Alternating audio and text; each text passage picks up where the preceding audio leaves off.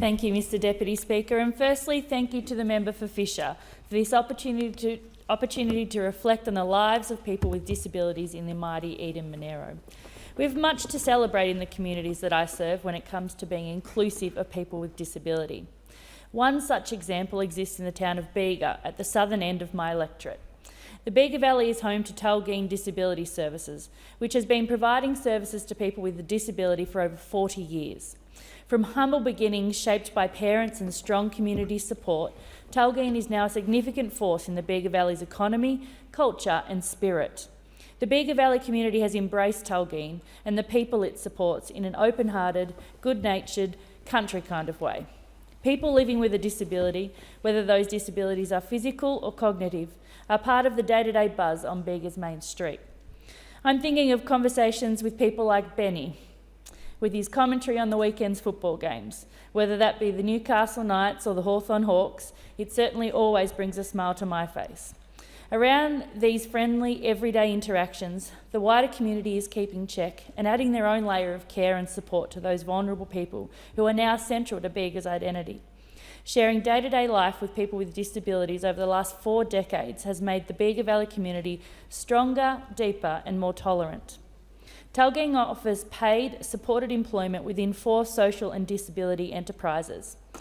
People with disability are empowered to learn, maintain and expand workplace skills and experience with a view to moving to open employment. But there is more to life than work, which is something we should all be remembering. Tulgeen offers a range of lifestyle activities designed to build connection with the wider community, build the confidence of their clients and establish ways of communication and expression.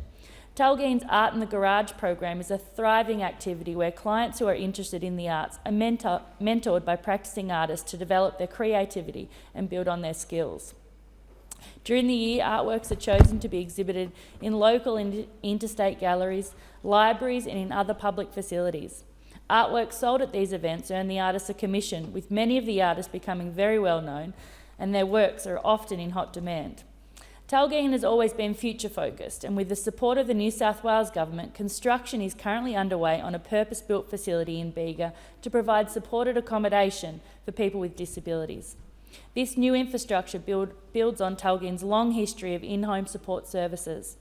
The health and disability sector is the Bega Valley's largest employer, accounting for almost 16% of local jobs. In the September quarter, it injected $6 million into the local economy. As we look to renew and strengthen our community in the wake of prolonged drought, bushfires and COVID-19, the potential of the care economy is obvious, especially as we look to build on Labor's vision for the National Disability Insurance Scheme. We should all celebrate the fact that the NDIS is now available to all eligible Australians. The scheme, born of great Labor leaders like Jenny Macklin, Bill Shorten and Julia Gillard, is now assisting 400,000 people. The freedom, choice and control the NDIS has delivered people with disability and their families and friends marks a significant step forward for this country.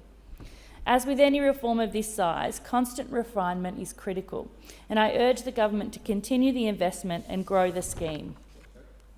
All too often we hear the stories of frustration as fragile people try their best to navigate the bureaucracy.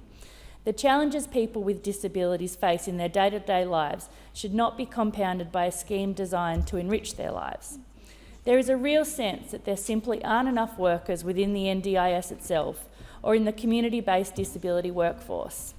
The Productivity Commission estimates we need approximately 95,000 additional full-time equivalent workers, and that was the estimate in 2014. More than 6 years on, we need to know that the government is doing everything they can to expand the disability workforce.